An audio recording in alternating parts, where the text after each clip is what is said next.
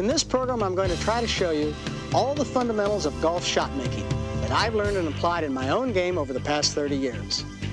We'll begin with the full shots, looking first at the much neglected preliminaries to swinging the club, and then at the action itself, step by step. Next, we'll put it all together in slow motion with various angles and with different clubs, again concentrating on what I consider the key fundamentals of a fine golf swing. After that, we'll look at 9 full shot factors that bear heavily on how well you play this game, with particular emphasis on controlling the flight of the ball.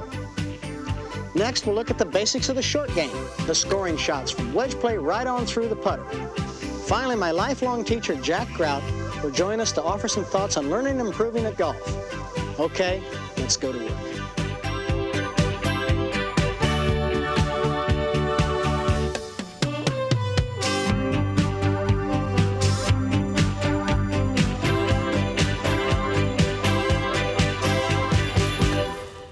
To play all the different shots in the game of golf, the rules allow 14 different clubs.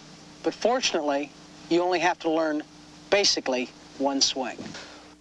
When I started playing the game of golf, I had an instructor, Jack Grout, who believed that all golf shots should be played with one basic swing.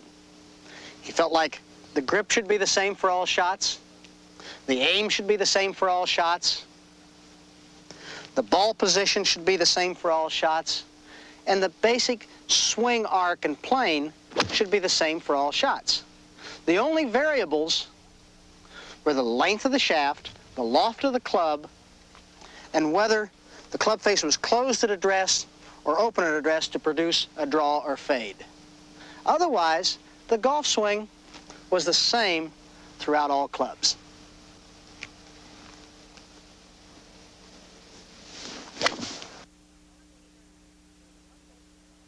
Now let me show you the one basic golf swing from 2 different angles with 4 different clubs: the 9-iron, the 5-iron, the 2-iron, and the driver. And you'll notice that the approach to the shot, the golf swing, the ball position, the arc of the swing, the plane of the swing is the same with all the clubs. The rhythm remains the same with all the clubs. The only thing that varies is that the stance is narrow with the 9-iron and gets wider as we move to the 5-iron, the 2-iron, and the driver.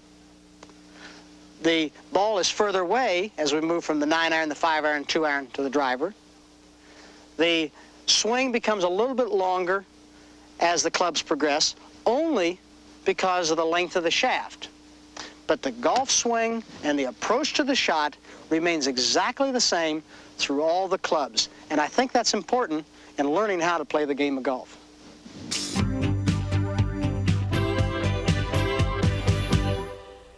When playing varying length shots and different types of shot, the average golfer has a tendency to want to change his swing for the shot. In other words, if he's got a short 5-iron shot, he takes a short swing. If he's got a long 5-iron shot, he takes a long, hard swing. Not the same swing. I think that you should try to use the same exact golf swing for every shot. If you want to play a longer shot, hit a 4-iron. If you want to hit a shorter shot, hit a 6-iron. If you want to hit a shot right to left, close the face slightly. If you want to hit a shot left to right, open the club face slightly. Now, there's a million different things that you can do to play different shots. But basically, you want to use the same swing, the same approach with all shots. Make sure that the ball is in the proper position in the stance and the swing is the same. Nice rhythmic golf swing with all shots. I think it'll help you.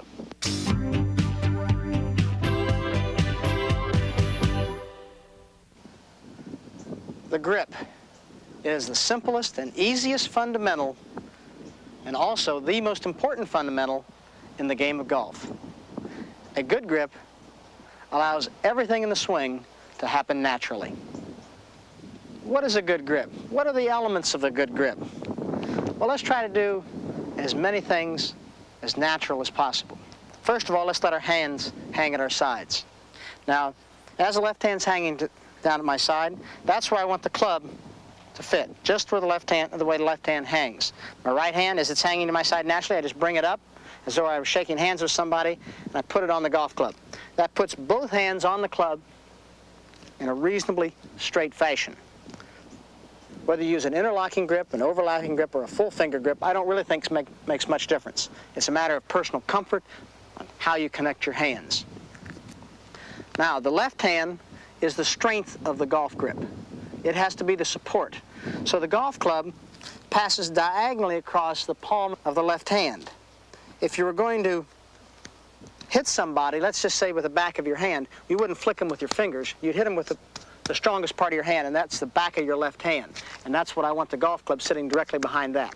Now, the right hand is exactly the opposite. The right hand is the part that applies the hit. So I want to use the fingers of the right hand, right across there.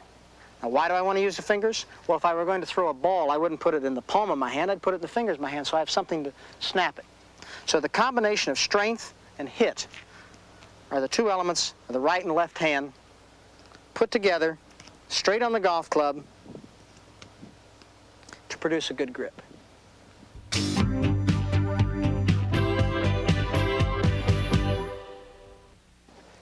The most common fault of a golfer with a bad grip is his inability to be able to get a complete release and a full extension at the golf ball at the time of impact. Well, he thinks that he needs more strength within his grip, and he tries to take his left hand and turn it left, what we call a motorcycle grip. And he tries to take his right hand underneath the grip. He feels very strong at this position, but in fact, it's a weak position, because one of two things are going to happen. One is that to keep the club face straight, he cannot release the club because he has to keep his hands forward and never really applies his power. Or two, if he does release his hands and the hands want to return to a normal position, the club face becomes closed, resulting in a duck hook. The other side of the coin is a grip that is too weak, resulting in an early release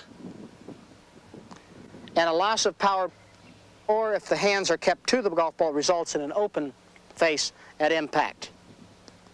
Remember, you want to keep your hands straight on the golf club so that you can apply the club face squarely on the ball in a square position at impact. It's just as though your hands were hanging to your side, brought together, separated and closed. That's a good golf grip.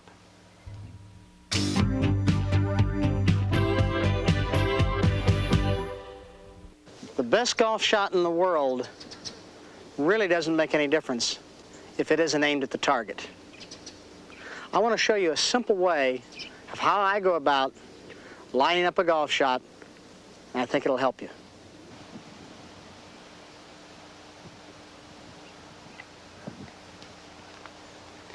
Is it easier to line up a 2-foot putt or a 40-foot putt? Well, obviously a 2-foot putt. Likewise, I'm sure it's much easier to line up a tee shot from 3 feet than it is from 250 yards. For the purpose of this exercise, let's use this tee.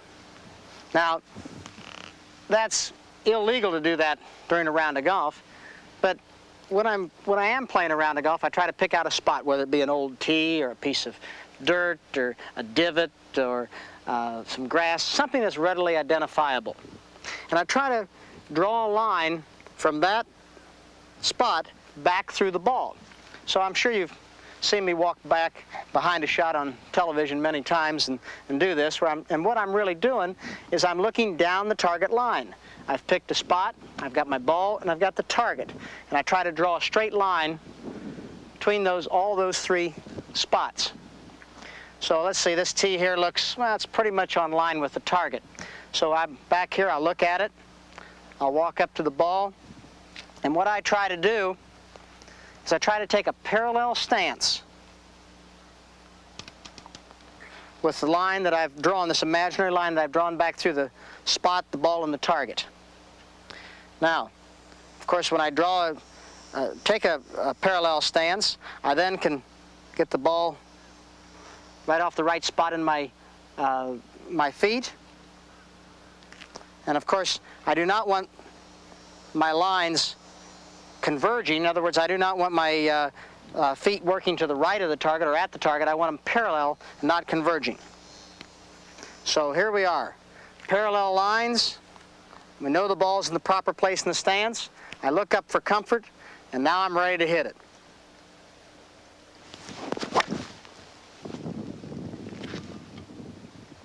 Not too bad for an old man, huh?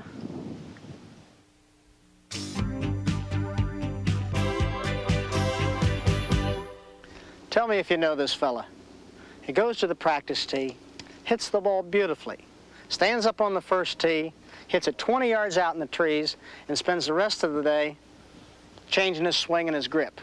When in fact, if he'd gone through our little lesson here and picked out a spot 3 feet out in front of the ball on the practice tee, hit a few shots, getting adjusted to that, walking up to it on the first tee, picking out a spot and taking his parallel line, he would have been able to stand up on the first tee with confidence and down the middle and off to a good round and a lot of fun.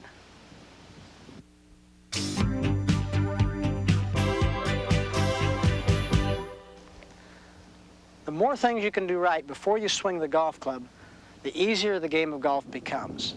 Ball position is one of those fundamental elements that must be done correctly if you want to consistently hit good golf shots. I say the ball should be played off just inside the left heel. Why do I say that? Well, I think you have to understand the elements in the golf swing that make that happen. The first one is that the golf club travels on a path along the ground that, as the body turns and the club comes back, opens to the line of the target. It then comes back to the ball, and at one point during the swing, that club face is relatively square to the target, and then passes through and closes and moves off to the left. The second element in the golf swing is that the club comes up in the air as it comes on the backswing, and at one point in the swing, that club reaches the bottom of its arc, and just prior to the bottom of that arc is where you want to make impact with the golf ball. The club then continues on up again.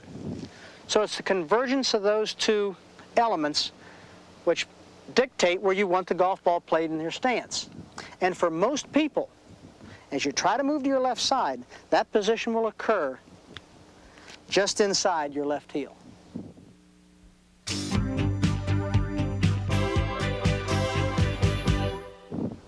The average golfer who places the ball improperly in his stance causes himself many problems. Let's just take, for example, the golfer plays the ball too far up in his stance. What does he do?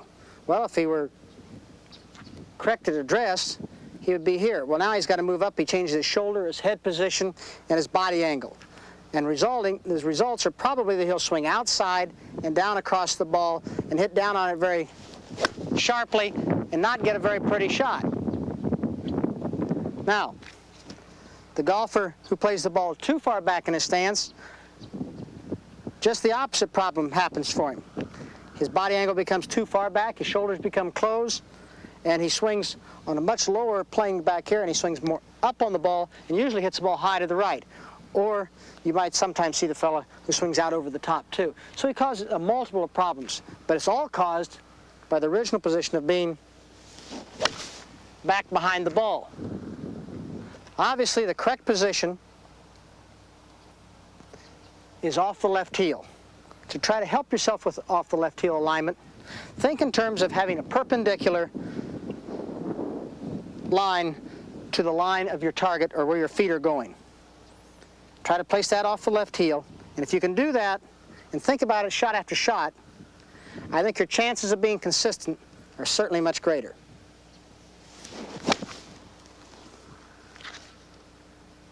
How about that?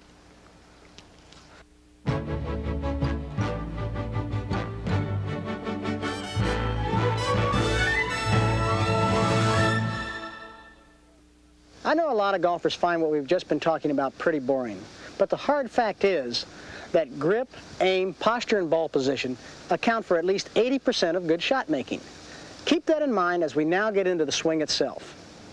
Remember that what I'm going to show you next has to be based on solid pre-swing preparations if it's going to work effectively.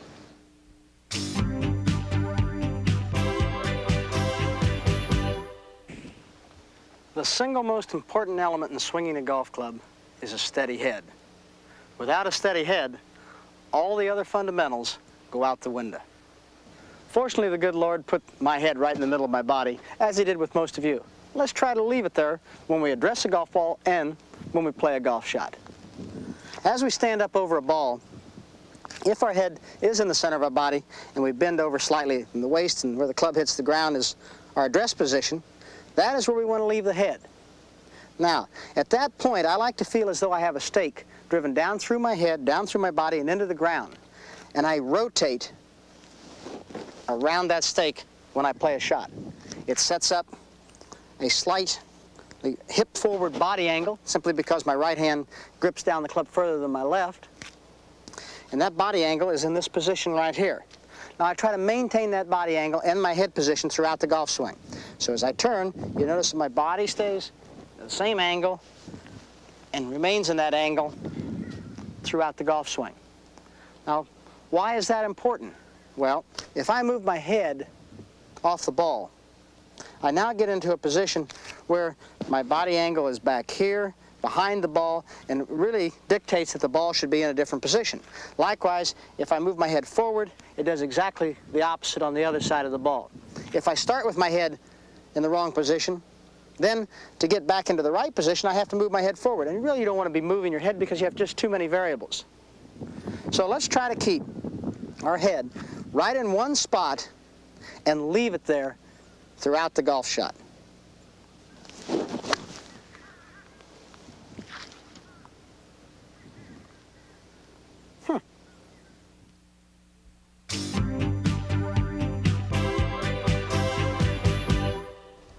Most golfers don't even actually realize that they're moving their head when they make a golf swing.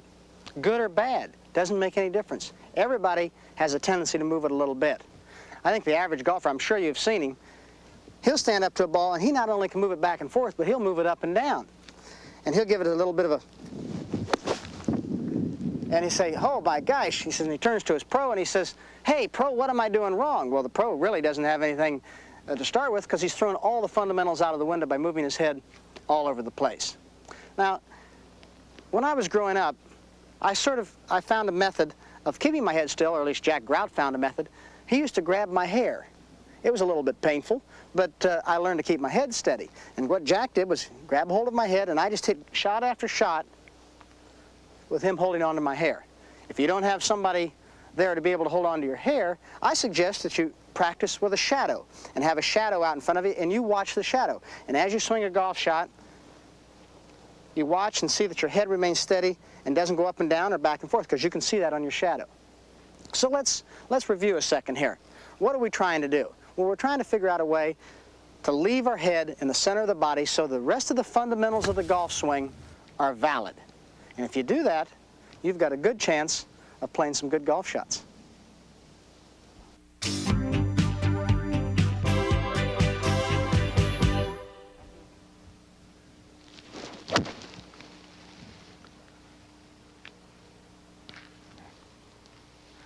To play any sport, you should be lively on your feet.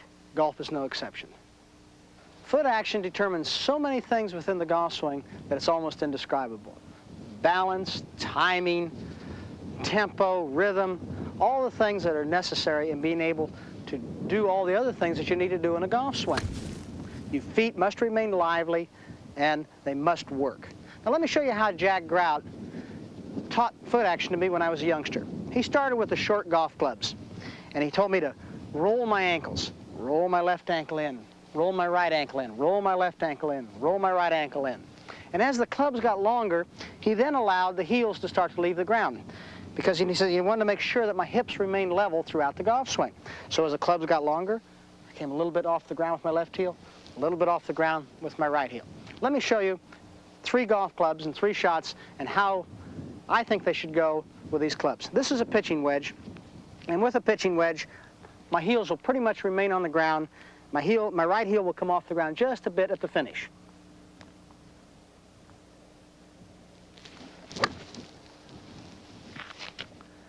Now, with a 5-iron, you'll notice that my swing is a little bit longer, my stance is a little bit wider, and my heel will get pulled just slightly off the ground on the backswing, my left heel, and my right heel a little bit on the follow-through.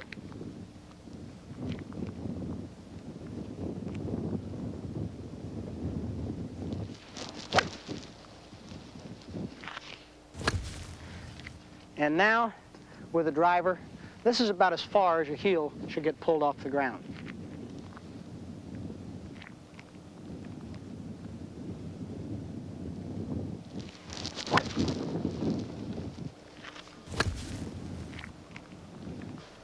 Understanding foot action can be really a big help to you.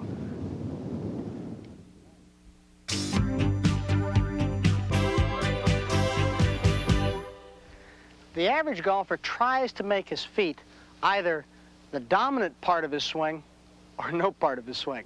Let me show you both of them. Here's the first guy who really thinks, boy, I'm going to make sure my feet work. Well, he's all over the place. The second guy, well, he doesn't understand foot action at all, but he's heard that you want to make sure that your feet are planted well on the ground. Well, obviously, neither fella is the fella that you want to describe when you're hitting a golf ball. The feet must be active, they must be lively, but they're not overactive and they're not still. They must react with the rest of your body and flow. As your swing goes back, your feet are pulled back. As your feet go forward, your feet react with your body. That way, your timing, your balance, and everything else in the golf swing will happen together.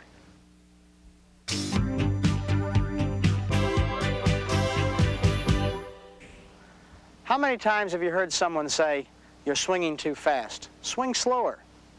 When really what he's saying is that you're too tense, and tension is the real culprit of a fast swing. A fast backswing is generally caused by tension at the start of the swing.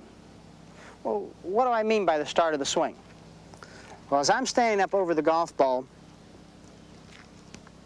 if I have tension anywhere in my body, that is generally caused, for most people, through the grip.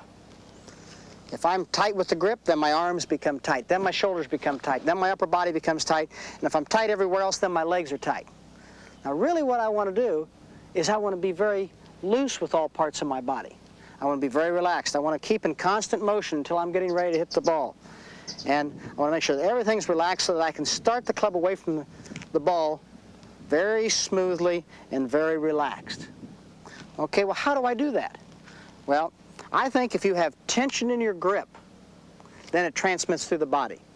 So I try to make sure that I grip the golf club just hard enough so that I don't have any tension in my forearms. If I start to have tension in my forearms, then I'm gripping the club too tightly. And at any point during the golf swing, if I start to feel tension in my forearms, then I've changed pressure and will not allow the golf club to release, and I'll start to be restricting my swing.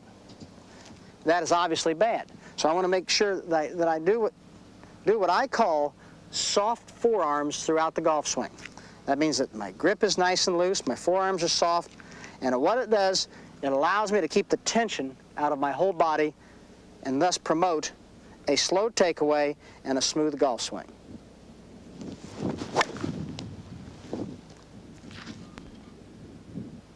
It worked.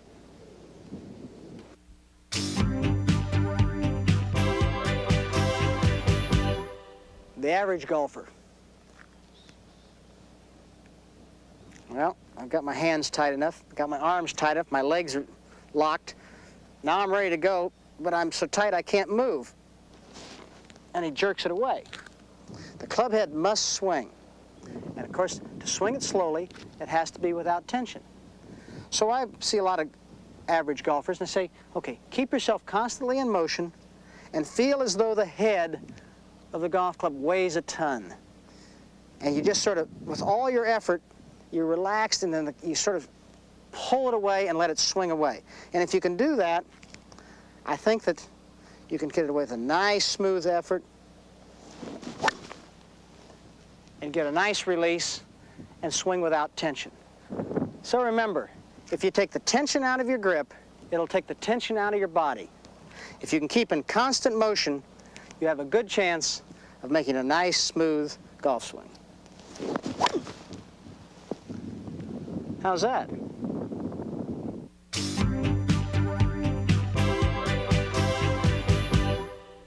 Once you start the backswing, make sure you complete it, for without a complete backswing, you'll lose your potential for power and accuracy. Through a great majority of the rounds of golf that I've played in my golfing career, one thought has really dominated my thinking, and that is complete the backswing. Why do I want to complete the backswing? Why is it so important?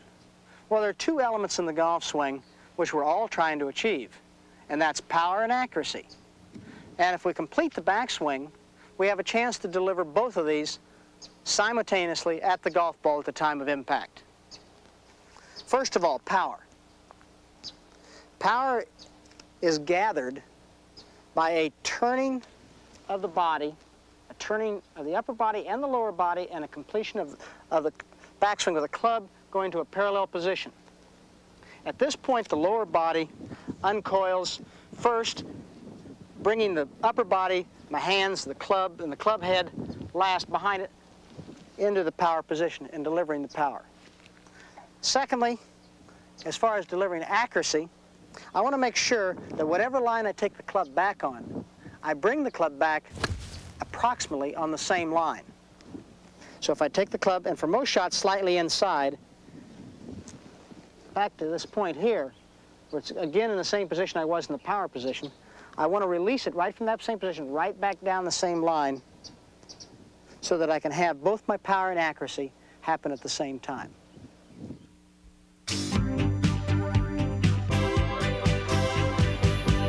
There are probably as many ways not to complete the backswing as there are golfers. But let me demonstrate three that I think are very common. The first one is the fella who doesn't use his body, doesn't use his hands. All he does is try to swing with his arms, and he swings. The second fella who tries to use his body, but he doesn't try to use his arms and tries to use his hands a little bit. And that fella is sort of trying to hit the ball from here, and he doesn't have anything, any power or accuracy.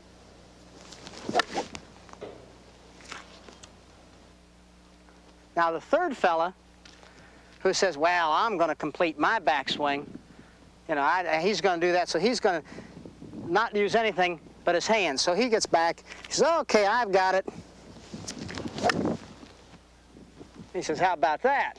Well, obviously, none of those three are what you want to do.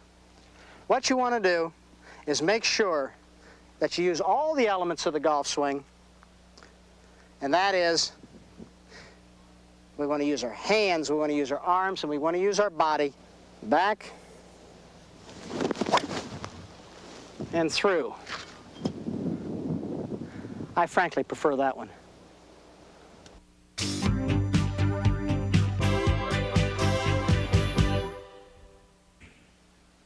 Something that may surprise you, but I firmly believe, is that it's impossible to release the club at the top of the downswing too soon as long as you move to your left side.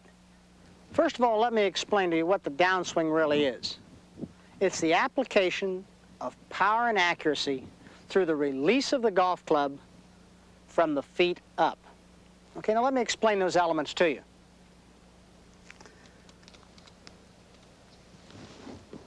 The first movement that you make from the top of the swing is moving to the left side. That's by probably planting the left heel. You move to the left side, it releases the lower part of your body, your upper part of your body, your arms, your hands, the club, and the club head is the last thing to really get going. Now, to get that complete release, you move and it generates the pull of everything here, and the club is pulled down into the hitting area. Now do not try to keep your release from happening till this point though, because if you take this point and take that to the top of the swing, you'll see it was here, and the club has been released from there to get to this point. So as you start down, the club is released at the same time. So as long as you move to the left side, you go ahead and release the club so that you can get maximum extension at the point of impact. And that is important because that's what you're trying to achieve, to get full power and accuracy at the moment of impact.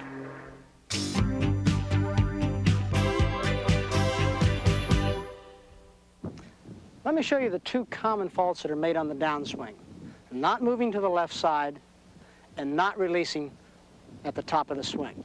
First of all, let's take the fella who stands up to the ball and doesn't move to his left side, but releases from the top of the swing. What happens? Boom. It's what's called casting. And he looks something like this. Now, let's take the second fella. And that fella is a fella who does not release the club at the top of the swing, and he holds on to it. And what he does is he takes a nice backswing here, he holds on to the club, which throws him outside, and that throws him out over across the ball, resulting in either a slice or a pulled hook. So let's see what happens there.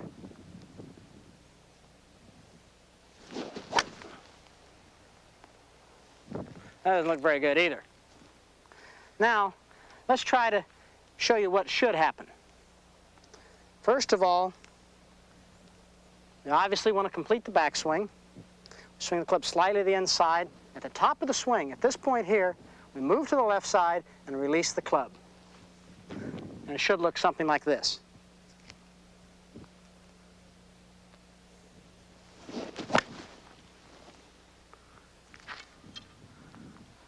I frankly prefer that one.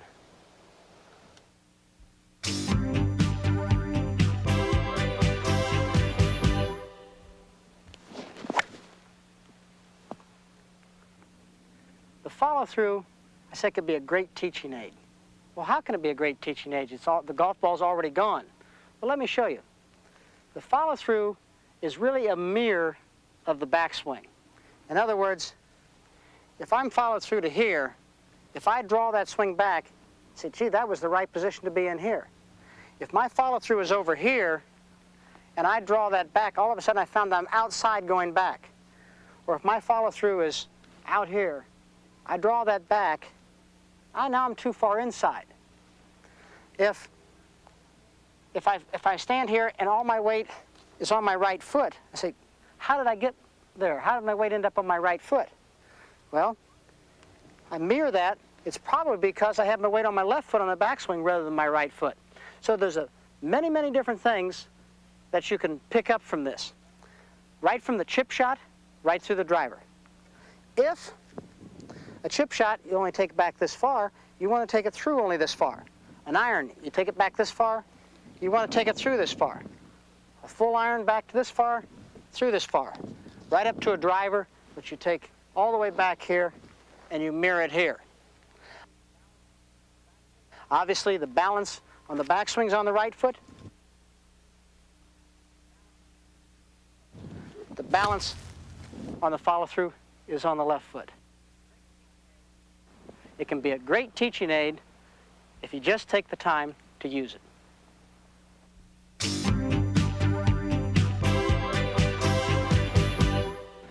There are three kinds of false follow-throughs that the average golfer does. First of all, the golfer who doesn't think the follow-through is important at all. Secondly, the golfer who thinks that, well, I'm on the first tee, I want to make sure it's nice and pretty. So what does he do?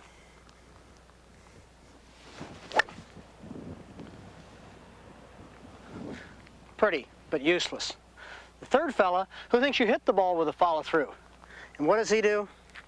Well, he sort of, you might say, forgets to make a backswing.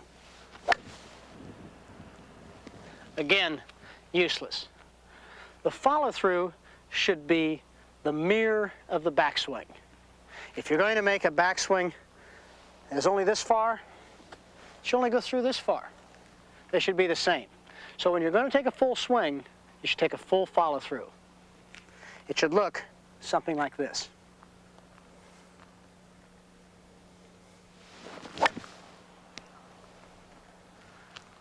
Try it. I think it can be a great teaching aid to you, too.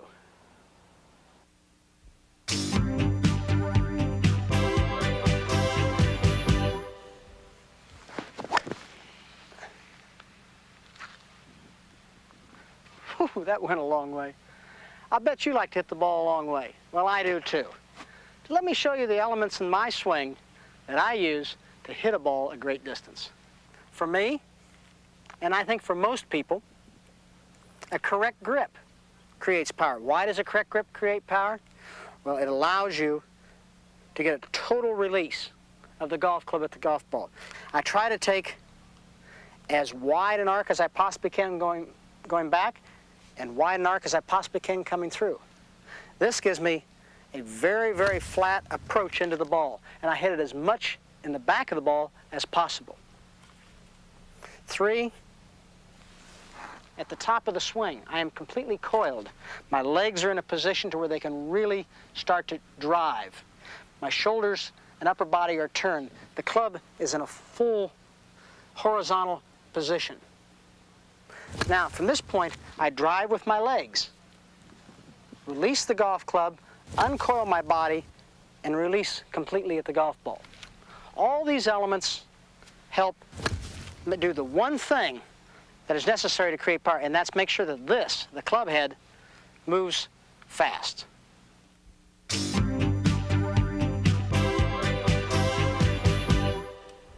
What happens to the average golfer when he wants to hit it 10 yards further? Well, the first thing he does is he gets all charged up, he gets all ready to really nail it, and he walks up to the ball. First thing he does, he gets the club in a death grip. Then as he's standing up over the ball, his arms lock up. Then his shoulders and upper body, and then his legs. And now he's really ready to hit it. And what does he do? He swings as fast as he can and hits it 40 yards offline. Well, obviously, that's not what you want to do. To hit a ball further, you must use all the elements in your golf swing to their fullest degree. What I mean is you want to make sure that you take as long and full a swing and allow yourself to complete your backswing, allow your legs to work, and allow to get yourself time to get a complete release at the golf ball. And how do I go about doing that? Well, when I get ready to hit a golf shot and I want to hit it a little bit further, I make a very conscious effort to be more relaxed and swing more slowly at the start of the swing and try to maintain that pace throughout the swing. After all, this, the club head, is what we want to move faster, not everything else. All the other things do is help that to move faster. So this is what I try to do. I walk up, I get nice and relaxed, make sure that everything is good and relaxed, and take as long and full a swing as I possibly can, but with a conscious effort to remain slower.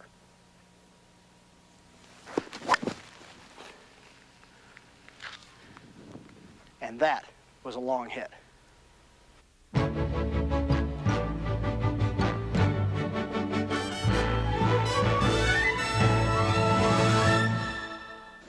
So much for the basic components of the swing.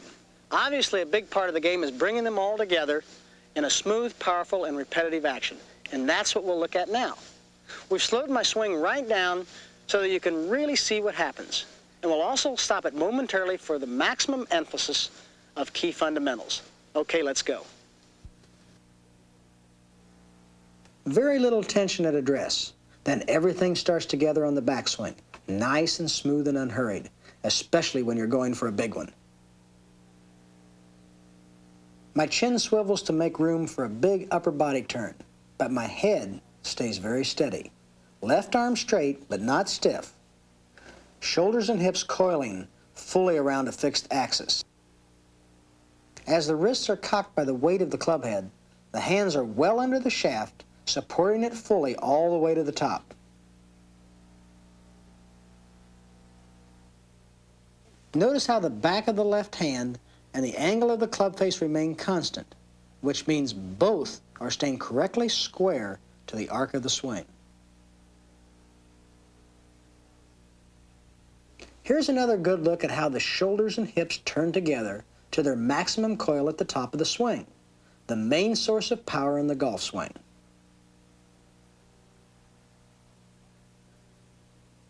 Club head very low to the ground as it starts back, with the wrists cocking naturally and only in response to the weight and momentum of the club head.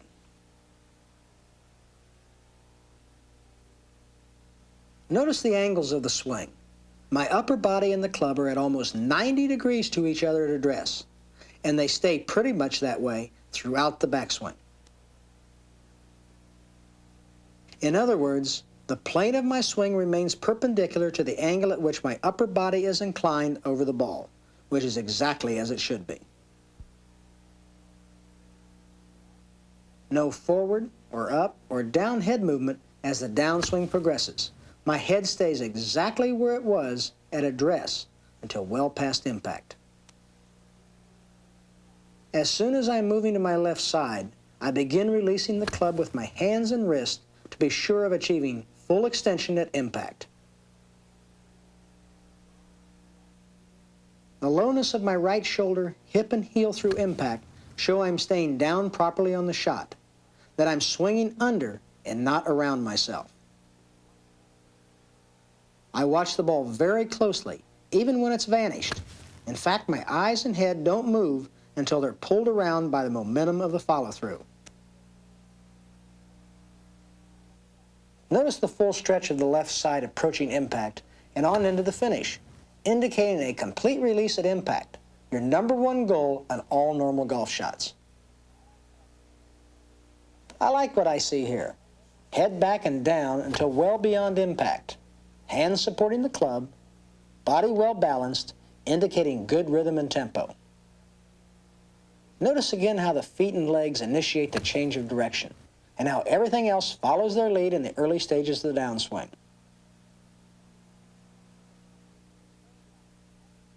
But at the same time, you have to get that club head moving if you want to hit the golf ball hard and true. You must release immediately as you move to your left side. Notice how my left heel gradually rises as my weight shifts to my flexed and braced right leg, allowing me to turn fully with my hips remaining level. Then I quickly replant my left heel, which shifts my weight back to my left side as the first move of the downswing.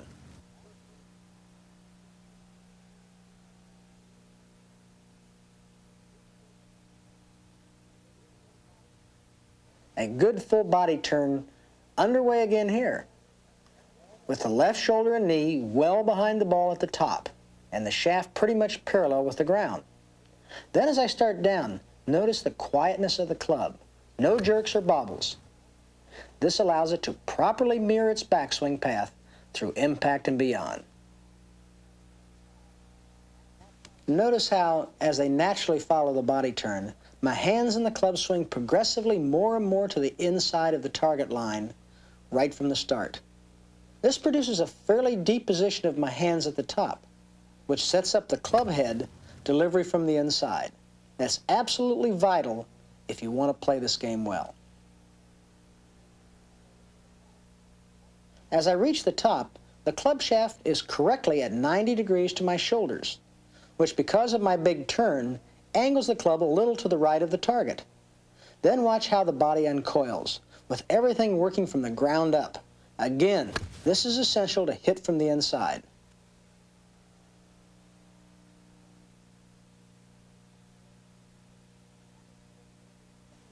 Watch the foot and leg action again, because it's the key to a very full turn while keeping the swing centered and well balanced.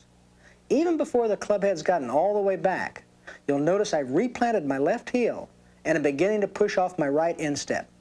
You can really see here how golf's played from the insides of the feet.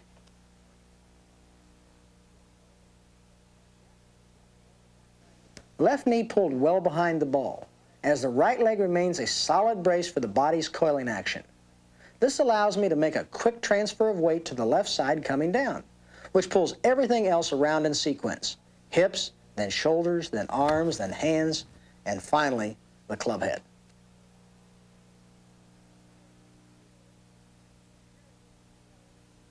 Here again, you see how everything starts back together, with the hands and the club immediately swinging to the inside in response to the turning of the body.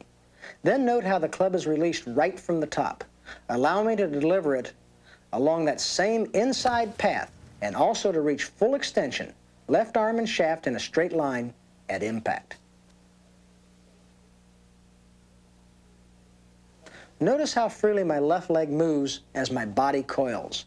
There's hardly any weight on this leg at the top, which is a big factor in making a full body turn.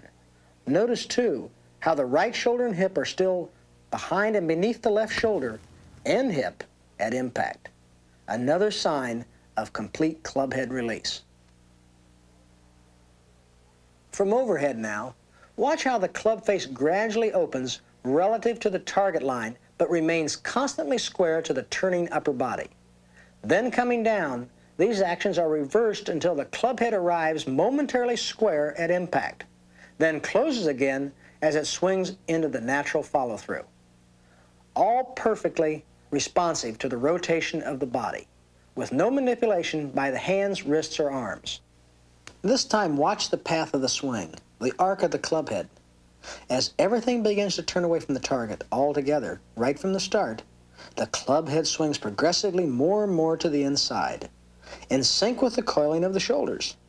Then, with the legs leading and a full release, the club head returns to the ball along the same inside path until at impact it travels momentarily straight along the target line. Then once again, it swings to the inside on the follow-through. Watch the body action this time. Notice particularly how I'm turning my body and swinging my arms and the club always around a fixed axis. The back of my neck, the top of my spine stays centered from the start to finish, just like the hub of a wheel. If there's one fundamental common to all good golfers, this is it. The ability to stay centered, to swing every time around a fixed axis. Here's a look at the driver swing from 4 different angles simultaneously. Notice how golf is very definitely played from the feet up, not from the head down. My feet are the first thing to finish the backswing, and the club head is the last. Then coming down, that sequence is simply reversed. The feet work first, followed by the legs, hips, shoulders, arms, hands, and finally the club head. Just about every sport calls for lively feet, and golf is no exception. These are actually 4 different golf swings, but notice how consistent my tempo is. I try for a comfortable pace and rhythm, not too fast and not too slow. Most of all, though, I try to keep the tempo constant on every swing I make with every club in the bag, whether I'm on the practice tee or coming down the stretch with a chance of winning.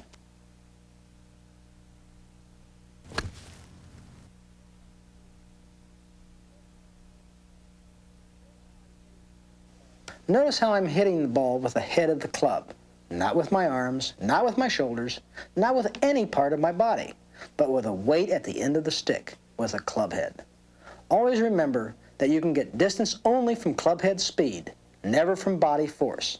So go ahead and really use that club head.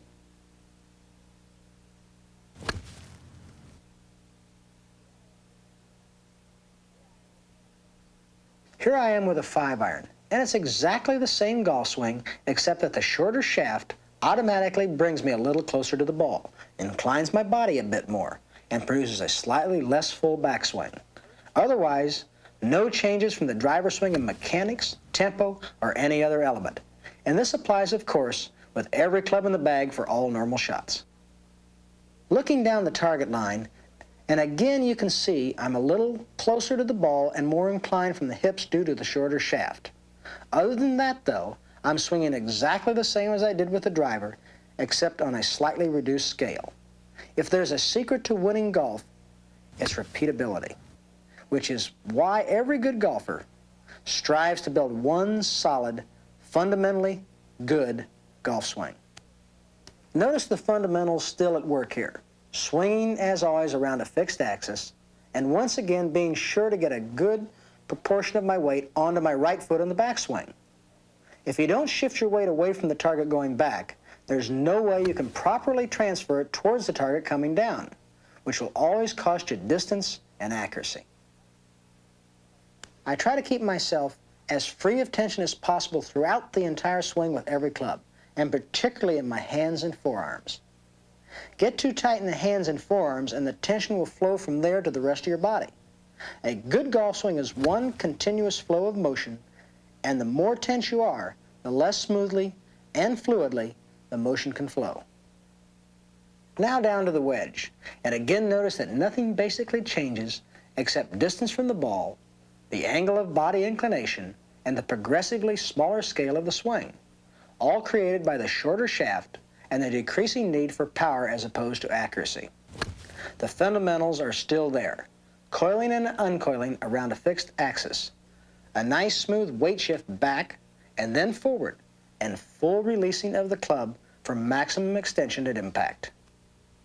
You'll notice as I swing through the ball here that the divot is pretty shallow, even though the short-shafted club makes for a much steeper or more upright swing path. That's because I'm still coming into the ball from the inside, which lets me release fully, which in turn delivers the club head along a relatively shallow arc through impact. And believe me, hitting from the inside is an absolute basic of good golf, whatever club you are using. Notice again here, even when power isn't important and the whole action has been scaled right down for maximum precision, how golf is still played very much from the ground up. Wedge, driver, or anything in between, you must be lively on your feet. Must use your lower half properly if you want to hit consistently good golf shots. Fortunately, Jack Grout taught me that lesson at a very young age, and it's been a huge help to me ever since. The wedge from overhead. And again, it's the same basic golf swing, the same mechanics, the same tempo, the same effort to meet the ball squarely from the inside with full extension at impact. And now, as I make what looks like a well-balanced follow-through here, I'm going to quit talking and simply let the action flow for a few more minutes so you can look at it in relation to your game and pick up whatever pointers you might feel to be most helpful to you. Okay, here we go.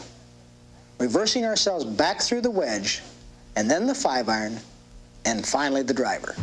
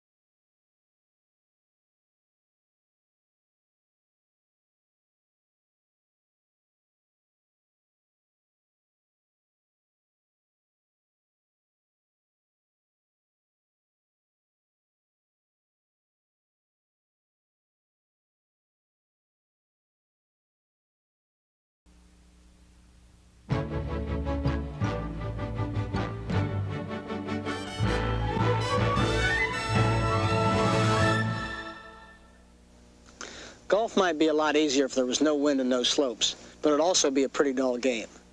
The natural challenges it offers are a big part of its appeal. But to fully meet them, you have to know a lot more than one basic golf shot. So let's look at what really separates the men from the boys in this game: controlling the flight of the ball.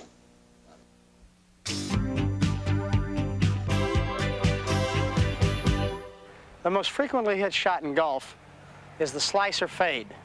It may surprise you to know, for the greatest part of my professional career, my favorite shot was the fade.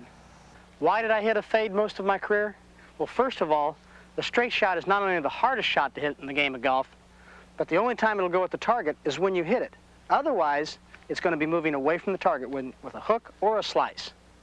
So let's understand that to play a fade, and you aim the ball to the left of the target, you're going to be moving the ball to the target, just likewise with a hook, you move the ball to the target.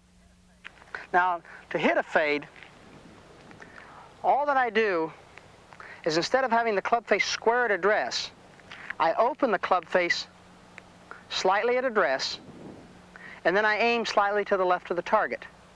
This will move the ball down the left side of the fairway and back in. I can do it the same with a driver. I aim down the left side of the fairway, move it in, or hitting into a green to the left side of the green, moving into the hole. And here we are. Down to the left, slightly open club face, and make a normal swing.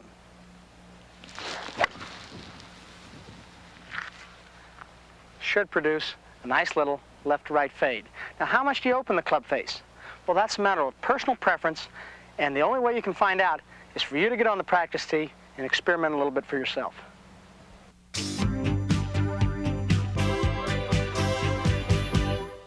The average golfer tries to aim the ball down the center of the fairway. At that point, knowing he is a slicer, he tries to swing out over the ball and tries to guide the ball into the fairway, thus losing power and direction, like this. He'll hit a big old slice, or he'll pull the ball, or he'll do anything, but he won't hit it very far and he won't hit it very straight.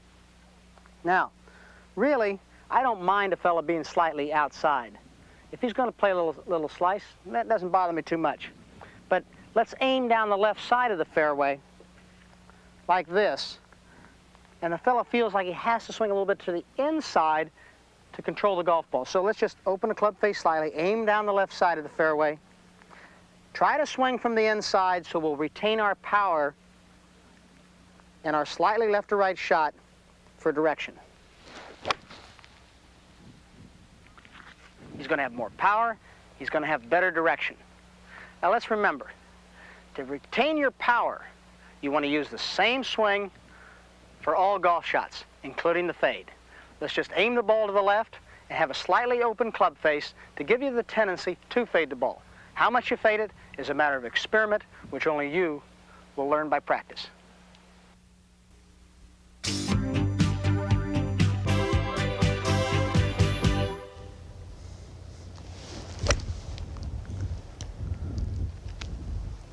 If you want a little more distance and still control the golf ball, you should learn how to play a draw.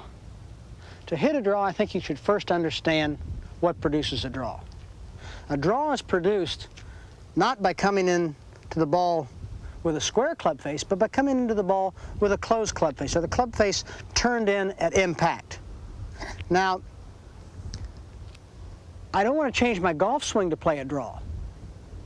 What I want to do is make exactly the same golf swing that I've made with every other golf shot, but by the turning of the club face in, I will take loft off the club and produce a little extra distance, produce a spin that will make the ball go to the left, and to compensate for that, I aim slightly to the right of the target. And depending on how much I want to draw the ball is how much I aim to the right of the target and how far I turn the club face in. Well, what should that do? Well, as you look down the line of the target, that should make the ball go left. So let's aim to the right of the target to compensate for the closed club face. Now, all I want to do from there is make a complete golf swing. And this is what should happen.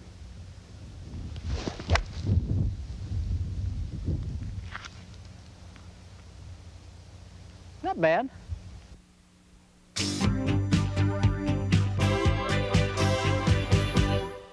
How does the average golfer go about hitting a draw?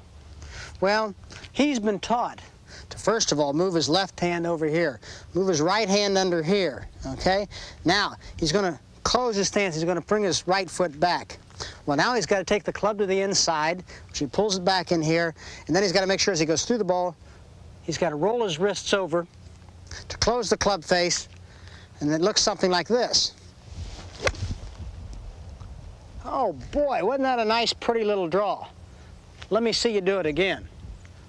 Well, obviously he can't, because he has too many inconsistencies, and he hasn't used his basic golf swing and the one that he's used to. To play a draw properly, when you're on the practice range, let's say you decide to close your club face a little bit, and you aim a little bit to the right of the target, and it produces a 5-yard draw. Fine. We'll close a little bit more and see if it produces a 10-yard draw. Now, you'll notice that when you close the club face and aim to the right of the target, you'll also get a little bit more distance out of the shot. So if you're playing a 5-iron distance, many times you can play that with a 6-iron because it produces more distance. Or if you have a 4-iron shot, you can take the 5-iron and get the extra distance that you need. And it should look something like this. Aim slightly to the right of the target, close the club face slightly, and make a normal swing. I hope a draw helps your golf game.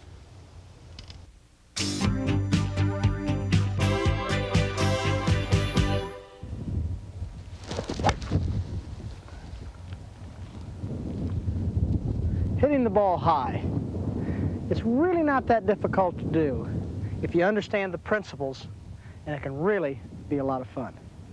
I think probably the most enjoyable and satisfying shot I can play in golf is when I'm behind a tree or an obstacle in trouble, and I'm able to get the ball up quickly and fly it to the green, particularly with a long iron. I have here a 1-iron in my hand, and let me show you how I go about hitting the ball up in the air. First of all, I'm going to use the same golf swing that I use with every other golf club. Let's just take that as a given. Secondly, I'm going to open the club face to put loft on the club. Well, you say, well, that's going to make the ball slice.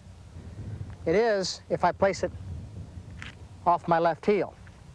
If I move the ball up in my stance, then the club will come square later in the swing. Also, by moving it up my stance, I'll catch it a little bit more on the upswing, which will allow me to stay behind the ball and should throw the ball up in the air. Let me show you.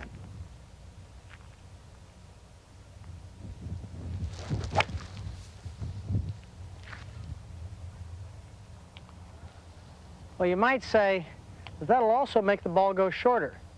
Well, it does. So when you're hitting up over an obstacle, you probably need one more club to play that high shot.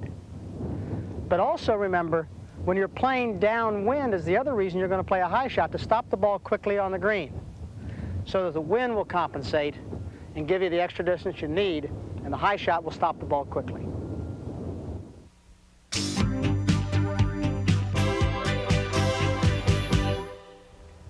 Most average golfers think to hit a high shot that you must remain behind the ball and also help it into the air by a good full release. Well, they're absolutely right, but the way they do it is that they leave the ball at the same place in their stance. They get behind the ball by going back to the right foot and then staying there and releasing from the top of the swing, which is casting. Something like this. Of course, they always finish the swing. Well, obviously, what's happened there is that the average golfer has lost power because he stayed behind the ball too long. He stayed on his right foot. He's casted his swing because he didn't move to his left side. What he should have done was move the ball up in a stance, opened his club face slightly. This keeps him behind the ball by moving the ball up. It also puts the loft on the club to get it up in the air. He was right, he must release it. But he moves to the left side so he gets his power too. Something like this.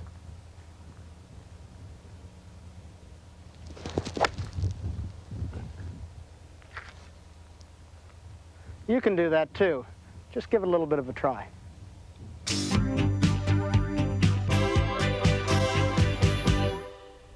When playing in the wind, it really makes the game a lot more fun if you understand why and how to play low shots. The obvious reason that people like to hit low shots in the wind is that they want to keep the ball down out of the wind so they can keep control of it. Well, there are two kinds of wind shots. First, and the one that's probably most commonly played, is the one where a fellow moves the ball back in his stance and closes the club face. Now, what does that do? Well, number one, by moving the ball back in the stance, it means we're going to get a little bit more on the downswing. Number two, we've closed the club face that takes loft off the golf club, which means we should hit it further into the wind. And three, it's a good position to be in because we come square a little earlier in the swing. It should produce a shot that looks something like this.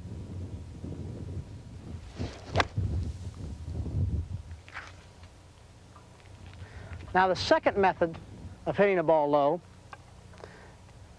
comes from taking exactly the same swing that you'd normally take with any other shot.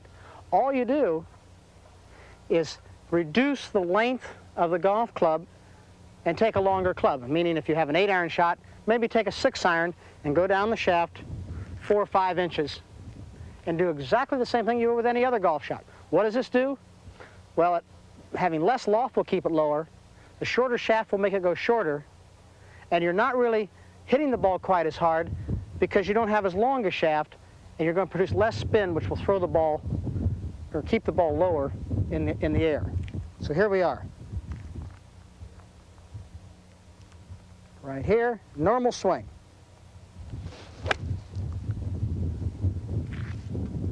Both are very useful.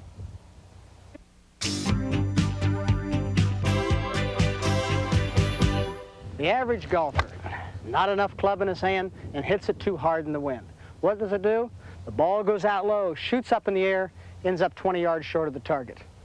Well, what he really wanted to do was use a combination of the two things I just talked about, the two lessons. One, you move the ball back in your stance, close the club face.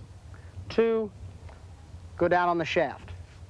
If you have a long iron shot, let's say a 1 or a 2-iron, and you move the ball back in your stance, you're not going to put a lot of spin on the ball, so you don't have to worry about shooting up in the air. And by closing the club face, you're going to put a slight draw on it, which will also help keep the ball down. As the shot gets shorter, the club lengths should vary. In other words, if I've got a 5-iron shot, I should be using a 3 or 4-iron going down the shaft. As I go to an 8-iron, I need a 6-iron and go down the shaft. As I get up to the 9 or the wedge, I take even a 7 or an 8 and go way down the shaft to take the spin off the golf ball and to be able to control it. I've got a 6-iron here. I'm going to play an 8-iron distance shot. And when you do that, you'll have a lot more fun playing in the wind because you're going to control the golf ball.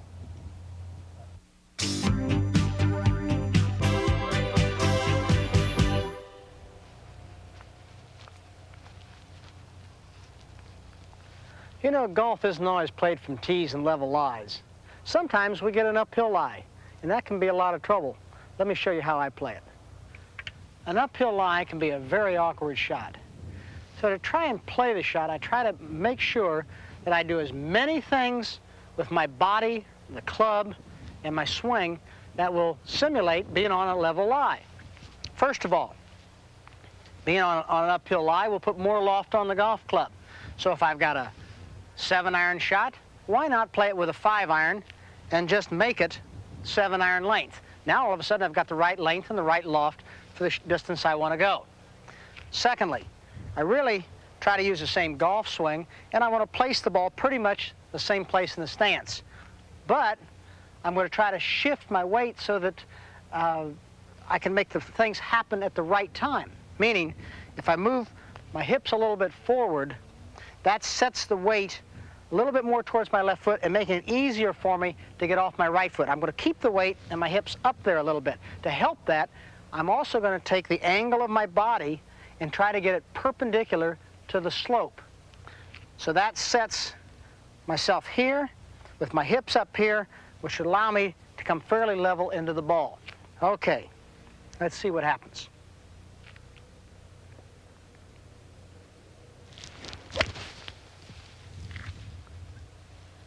Worked all right there.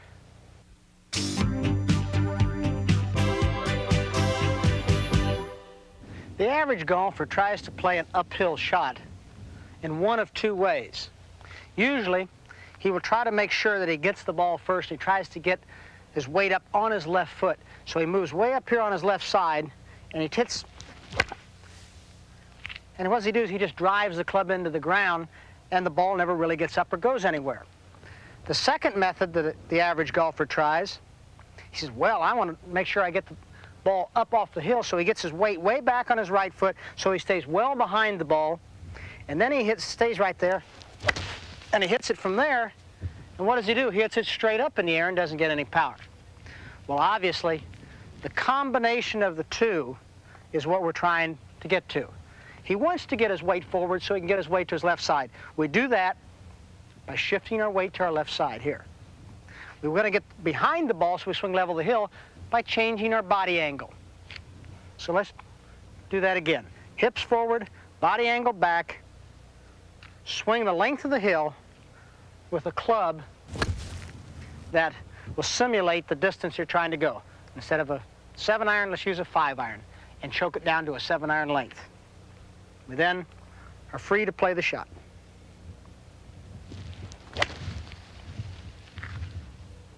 I hope that helps you play a few uphill shots the next time you're on the course.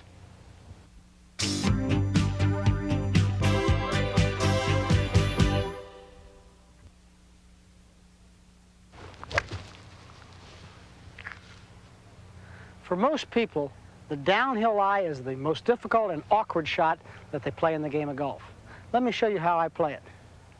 The downhill shot is a difficult and awkward shot for a variety of reasons. The main reason being is that you're going to have a shot where you're going to be reducing the loft off of the golf club, meaning you're going to have to take a shorter club to play the shot, and you don't have the luxury of being able to lengthen the golf club. So what do? Well, you try to create as many things as possible to be able to compensate for that factor and still get the ball into the air. First of all, I'm going to try to make my body angle fit the hillside. I'm going to try to move my hips back and most of my weight back to my right foot at the address. What does this do? Well, by putting my body angle perpendicular to the hill, I'll then be able to swing as normal as possible and on the line of the hill. My hips being back will keep me from getting my weight too fast to my left side and not allowing for a full release. The other compensation is that I'm going to put slightly more loft on the golf club by opening the golf club face and then aiming to the left of the target to compensate for that fade. Should look something like this.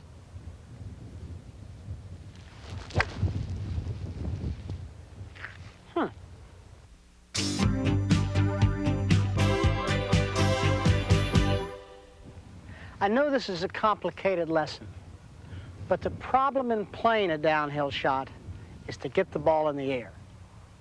The average golfer will try two ways of getting the ball in the air. One, he tries to get behind it, and what happens? Well, he hits about 8 inches behind it. The second thing he tries to do, he says, I don't want to hit behind it. I want to make sure I get the ball first. So he leans all his weight down on his left foot, and then he hits it. Yeah, he might catch the ball solidly, but he drives it right on into the ground. Doesn't get any elevation, he can't get a result out of the shot. So let me review a little bit of the things we're going to try to do to get the ball in the air. And that's the important thing on a downhill shot. One, we're going to open the club face slightly. That puts more loft on the club. We're going to take more club than you might normally want to compensate for the downhill lie. We're going to open our stance slightly to allow us to play a slight fade because of the open club face. We're going to get our body angle perpendicular to the hill, and we're going to get the majority of our weight centered back so we don't get to the left foot too fast. So let's watch that again. Here we are, left, open club face, body angle, and a normal swing.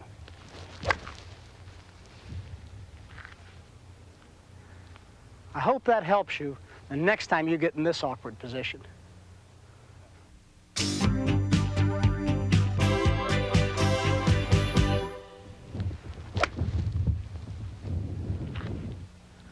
The side hill lie with the ball above your feet. A lot of people have trouble with it simply because they don't understand it. Let me explain it to you. When the ball is above the feet in a golf shot, the angle of the plane must change to conform with the side of the hill. What I mean by that is, if your normal plane would be here for a level lie, that would put the toe of the club into the side of the hill. So you really must conform the sole of the club to the side of the hill and swing on that plane. To do that, you need a slightly more erect body angle. You need to try and keep your head as still as possible. To do that, the natural tendency is to fall back down the hill because you're on the side of it, is to keep more weight on your toes. And also, the club, as it swings, will produce a natural hook because the club face will be coming in at a different angle and will naturally throw the ball off of the flat side hill lie to the left. So we aim to the right of the target to compensate. Everything else is the same. Ball to the right of the target, slightly more erect, weight slightly on my toes, and a normal swing.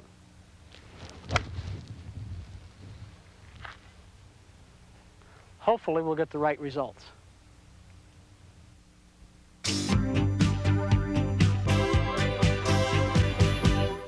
When the average golfer is confronted with a side hill lie, the ball above his feet, he'll generally make one of two mistakes. The first common mistake is he'll try to play it as though he were on a level surface or a flat lie. And what happens, he'll get the toe of the club caught into the hillside, something like that, and the ball might go anywhere. Now, the second fella, he understands that he might get the toe of the club caught in the hillside, so he stands a little bit more erect to compensate for that.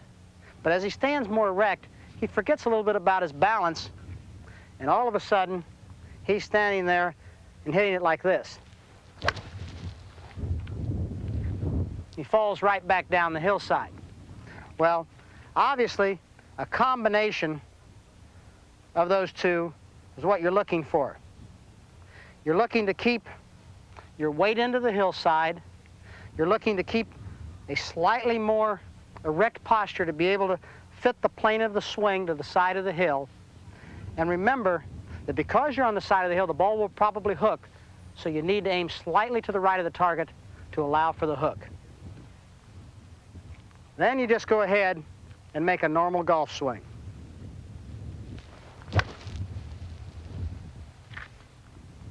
Try it my way.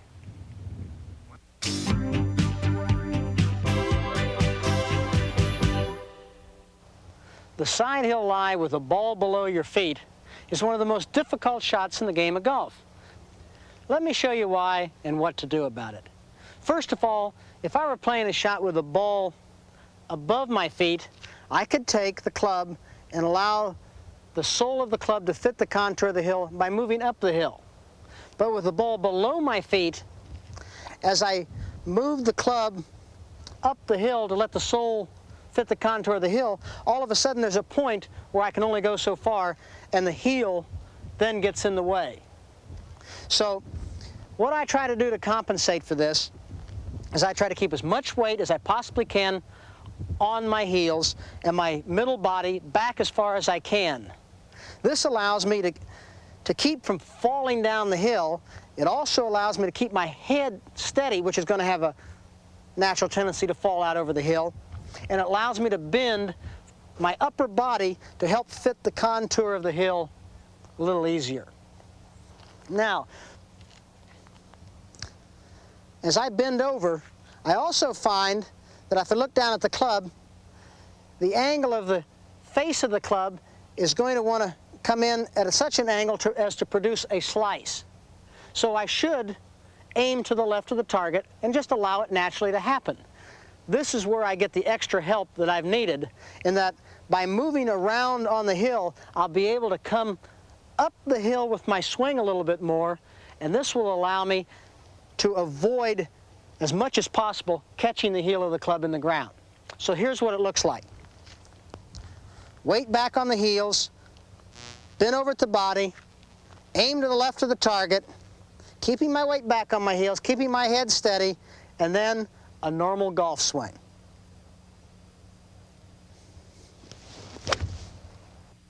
Weight back on the heels, bend over at the body, aim to the left of the target, and then a normal golf swing. Produces a little fade, and hopefully goes somewhere near the target.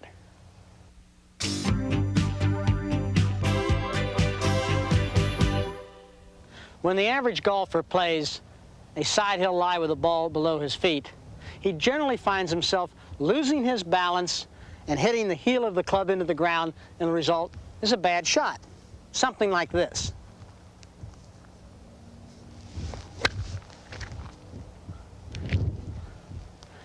What I try to do is to fight all the natural tendencies and maintain good balance. I do that by keeping the weight on my heels, bending over from the waist, and trying as hard as I can to keep my head still. I aim to the left of the target to allow for the natural tendency for the ball to slice, and then I try to swing normally.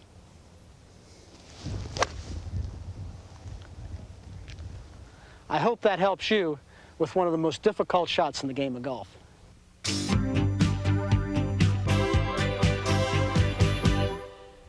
Practicing. It's a waste of time unless you know how to practice or why you are doing it. I practice for 3 different reasons. The first is to warm up for a golf round. I might hit 15, 20, 25 shots, starting with a pitching wedge representing a short club, the short iron with the 8-iron, the middle iron, 5-iron, long iron, a 2-iron, and probably a driver, and then finish off with a few pitch shots. Now, the average golfer, he finishes work at 4 o'clock, he goes to the golf course, his buddies are saying, come on, let's get to the first tee. What does he do? He rushes to the first tee, he picks up a club, he hits it down the fairway, and he chases it around 9 holes of golf. What does he hit? Maybe 15, 20, 25 shots in 9 holes of golf? He's all warmed up, and then he goes in and has a drink. Well, obviously, it only takes about 5 minutes to warm up for a round of golf. So it doesn't take very long to go out there and just hit those few shots. And I think that's very, very important to understand what kind of swing you're going to use that day. Second method is when I'm not sure what I'm doing or I'm having a fault in my swing, then I go out and I start off trying to figure out what that fault is, but I start off with the basic fundamentals. I start with my grip, I start with my stance, I start with my posture, my ball position. 9 chances out of 10, it's a basic fundamental that has caused my problems, not something I'm really doing in my swing. My swing is not really going to change. The third method of practicing is when I'm trying to really groove a certain thing in my swing and make sure that what I'm doing is right.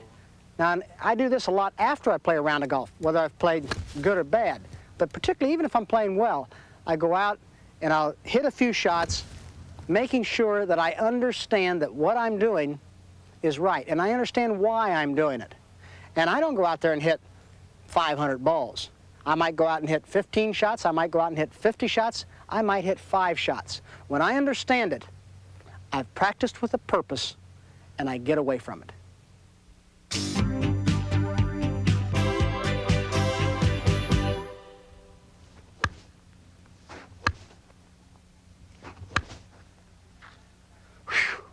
You ever seen that guy in the practice tee? I'm sure you probably have. Well, he's getting exercise, not practice. And when I go to the practice tee, I want to try to accomplish something. I want to practice with a purpose. And when I say practice with a purpose, I want to practice as though I'm playing a shot on a golf course. After all, that's where I'm going to use the shot. So let's think about how we're going to practice. Well, how are we going to approach a ball? I approach the ball from the rear. I come up to it. I've picked out a spot in front of me. I line up down the line of the target. I take my time and make a nice smooth swing and try to remain on balance. Now I'm accomplishing something here. Whether I'm warming up for the round, whether I'm correcting a fault, or whether I'm grooving my swing, I'm trying to accomplish something when I practice.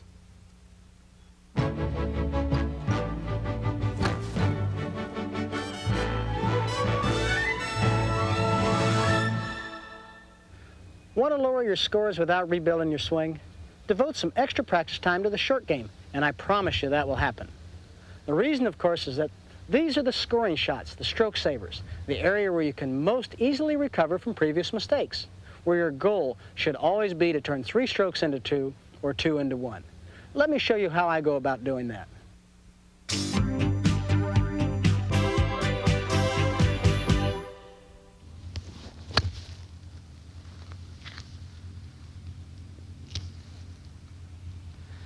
The 50 to 60 yard pitch shot, medium length shot. A shot we all frequently have to play, and I'm afraid we're not as good at it as we should be. Let me show you how I play it. First of all, I play the middle length pitch shot with a sand wedge. As a matter of fact, I play all pitch shots with a sand wedge, as do most of the pros on the tour. Secondly, I want to make sure that I'm as aggressive as I can possibly be with this shot to be able to get as much control on the golf ball, either through spin or through hitting a soft shot into the green. Now, how do I go about being aggressive? Well, I want to make sure that I'm hitting the ball as hard as I can at the bottom and not make it go a great distance, maybe just 50 or 60 yards. Well, if I would hold the club at the end, the ball is going to go a great distance. If I go down the club or down the shaft and reduce the length of the shaft of the club, thus reducing the length of the club, I should hit a shorter shot, even if I hit it with the same power. If I reduce my arm swing from there to here and play the shot with more hands, I'll again not hit the ball as far, but I'll still be able to hit it hard. So let's see how I go about playing the shot. I use a fairly narrow stance to keep my feet nice and loose and being able to be very fluid so that I can be very quick on my feet to be aggressive. Next, I play the ball off my left heel. My head is pretty much over the top of the ball. I grip the club shorter. I make sure I play the shot with a lot of hands, and I'm trying to be very aggressive.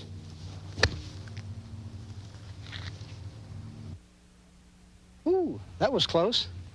I think if you try to play the shot aggressively, you'll find that you'll get a lot more control and you'll enjoy playing this shot with much greater success.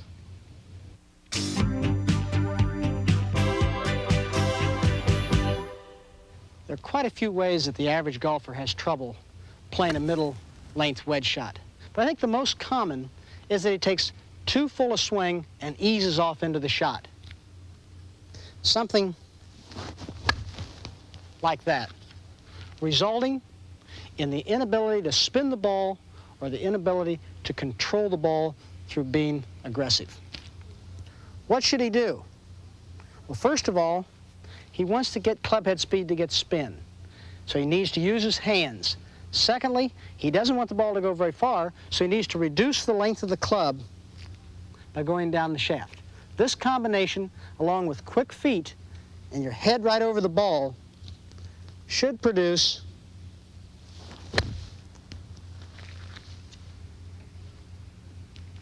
a nice little crisp middle length wedge shot for better control.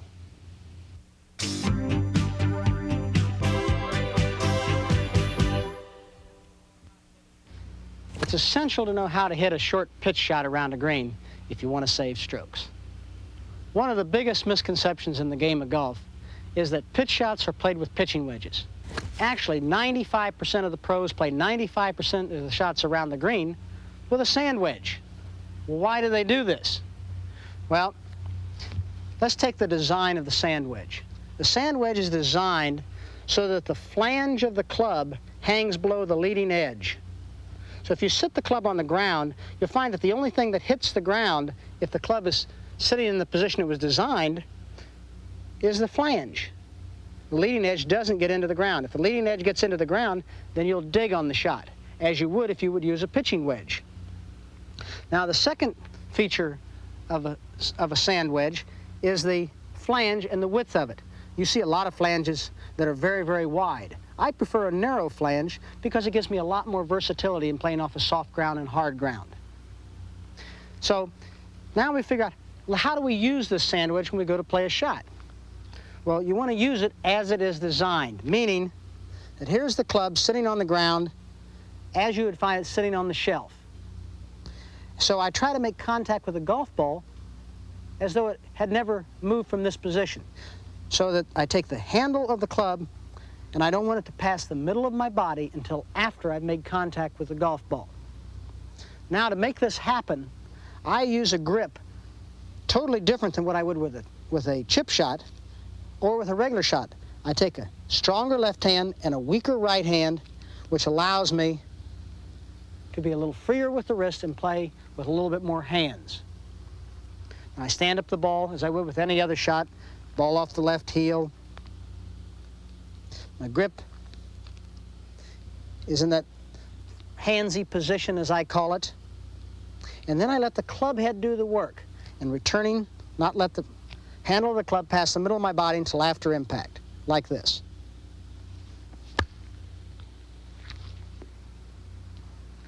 It should help you with a lot of your shots around the green, too.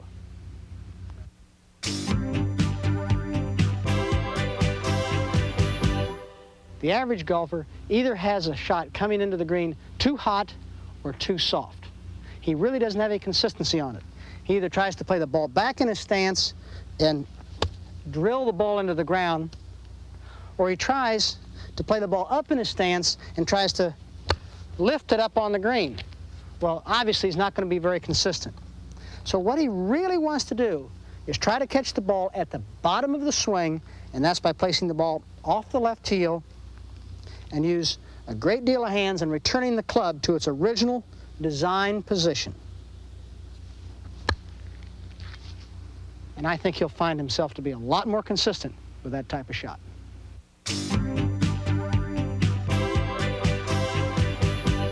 Does this shot scare you? Well, it really shouldn't. It's the only shot in golf you really don't have to hit the golf ball first.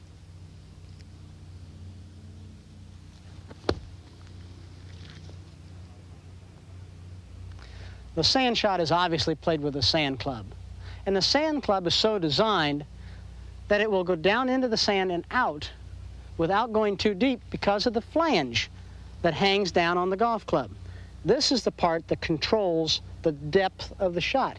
And the depth of a sand shot is far more important than how far you hit behind the ball. I really don't worry too much whether I hit an inch, 2 inches, 3 inches behind it, but I always worry about how my hands are at impact. Now, let's take the address of the ball. Instead of having the ball off the left heel, I move the ball up into the instep of my left foot, which means it's maybe 1.5 inches, 2 inches in front of my heel. But I still enter the sand approximately off my left heel. I have a grip that is similar with that of a pitch shot in that my left hand's over this way and my right hand is over this way. The club face is slightly open. I use a fairly wristy stroke, and I want to make sure that the handle of the club does not pass the middle of my body until after I've made contact with the sand and the ball. That's how I control how deep and how far behind the ball I hit. Something like this. So remember, you want the handle of the club not to pass the middle of your body so the club will perform as it is designed until after you've hit the sand and the golf ball. Give it a try. It might help your sand play.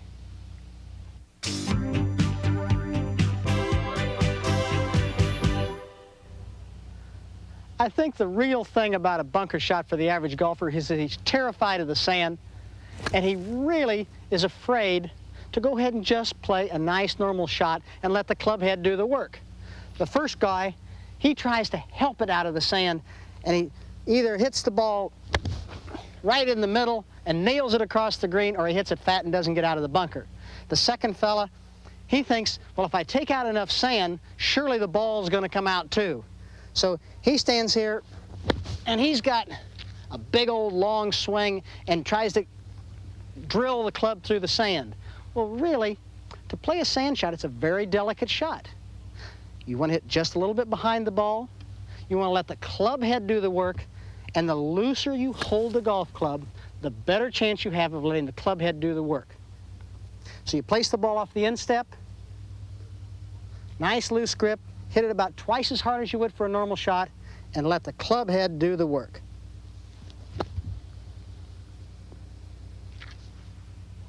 I think your sand play is about to improve.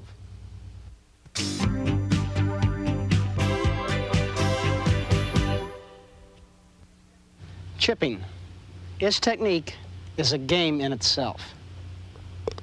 First of all, let's try to figure out what we're trying to accomplish with a chip shot. Obviously, it's getting the ball close to the hole.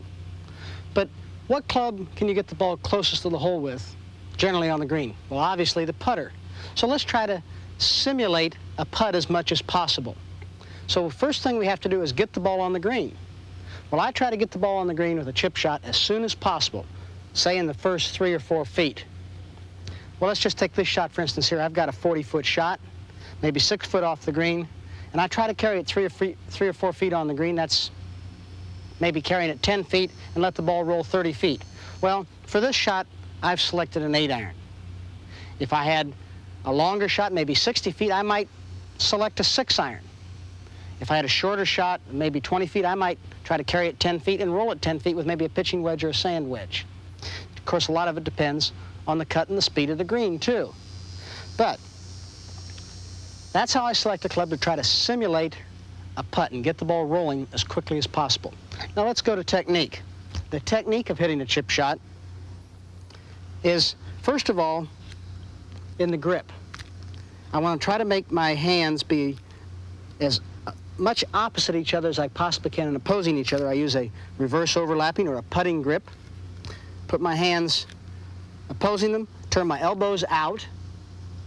This allows me to be in a position of not being able to use my wrist. Unlike pitching, where you use a lot of hands, in chipping you want to take your hands out.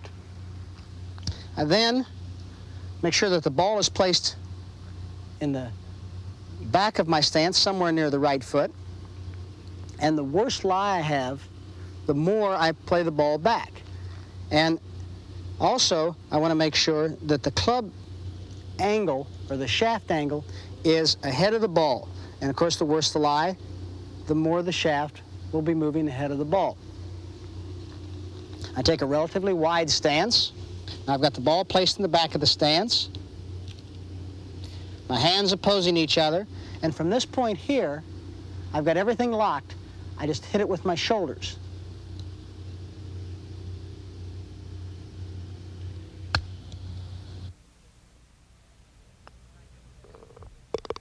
When I do this, I find I have a great deal of control over any chip shot.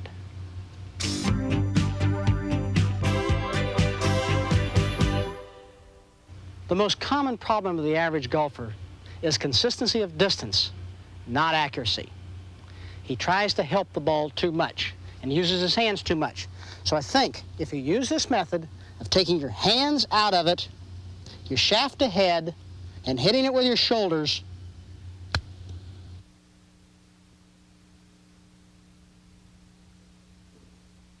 I think your chipping will improve greatly.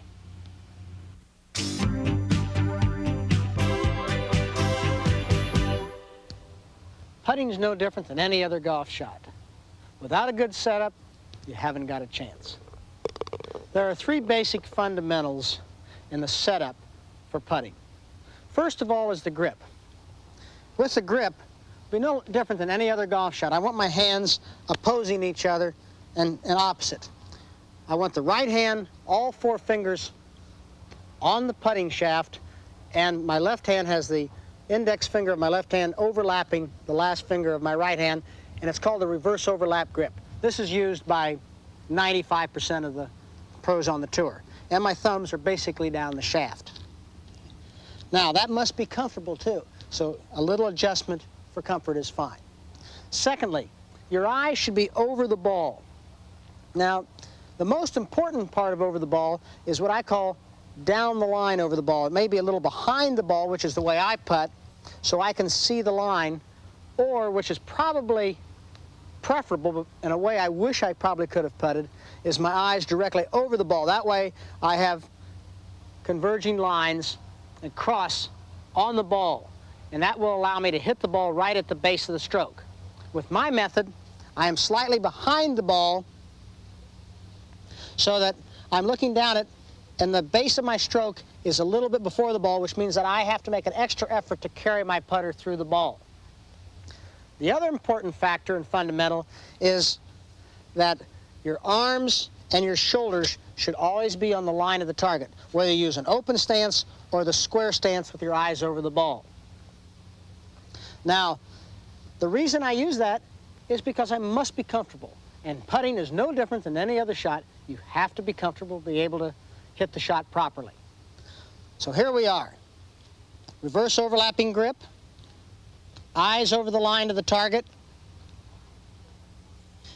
arms and shoulders down the line, and then it's just a matter of swinging the putter and hitting the putt.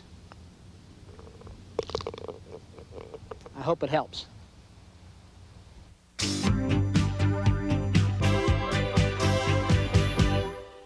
When you go to the golf course, you see all kinds of golf swings. When you go to the putting green, you might see anything. You see guys bent way over here, hands apart. You see guys putting on the side. You see guys standing straight up. And you see very few of them paying much attention to the fundamentals that should make you a good putter. Let's review. First of all, I want my hands opposing each other so that I can be as square to the line of the putt as possible. Secondly, I want to make sure that my eyes are down the line of the putt. Whether they be over the ball or slightly behind it, it's a matter of preference. And third, I want to make sure that my shoulders and my arms are square to the line of the putt. If you follow these basic fundamentals, I think you've got a chance of being a pretty good putter.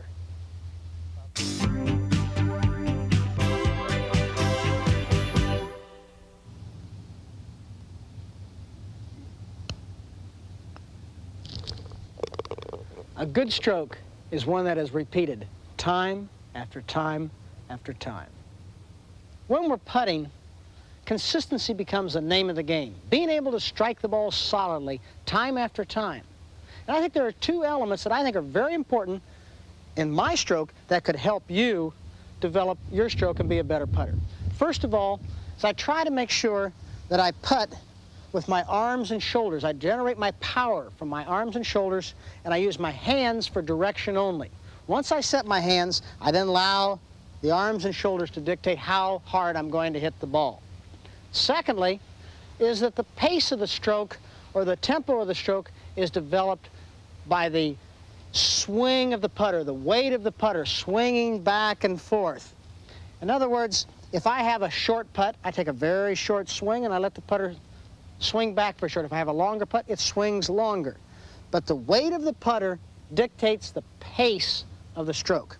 I put those together and I should be more consistent. It should look something like this. Here I am over the ball and I'm thinking, okay, I've got about a 12-foot putt.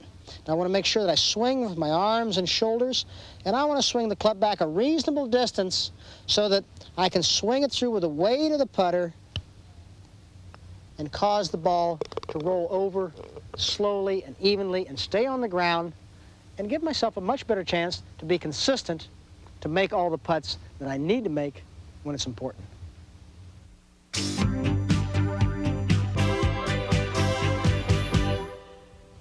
I think the average golfer doesn't separate his hands and arms enough when he's putting. And what I mean by that is he tries to use both his hands and his arms for direction and for power. And what results is that they start acting independently, and it sort of pulls the putter off the line and distorts the stroke. Now, this is what he might look like. And I'm sure you've seen that kind of a stroke, and I think you've heard about the yips. Well, those are the kind of things that happen when you're trying to do too much and try not to keep it simple. Now, the other kind of fault that you might see with the average golfer is that he quits at the ball. You see a lot of fellas that say, well, I'm going to take a big, long stroke, and then they stop at the ball. Well, obviously, you must be aggressive, and you can't stop the putter.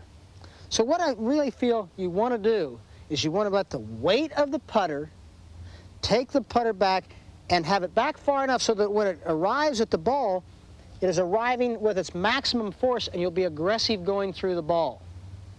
Secondly, You want to make sure that the putter is swung from the shoulders and arms and not with the hands, and use the hands for direction only. That will keep the putter blade on line stroke after stroke. And after all, consistency is the name of the game. Here we are. Right down the line. Give it a try.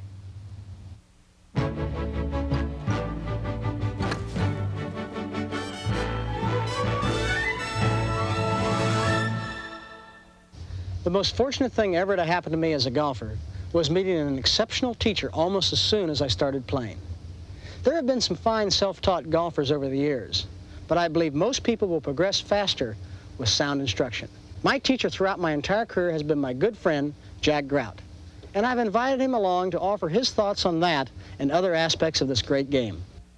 When I was 10 years old, Jack, I remember my dad used to take me out to the golf course, and he'd had his ankle operations, and he had needed a walk, and he couldn't make a golf game. So he took me along, and we sort of walked and played one hole, and he'd play one hole, I'd carry the bag, and then he'd have to rest about 20 minutes, and I'd have to chip around the green. And we did this several times, and finally one day he said, how would you like to learn something about the game of golf?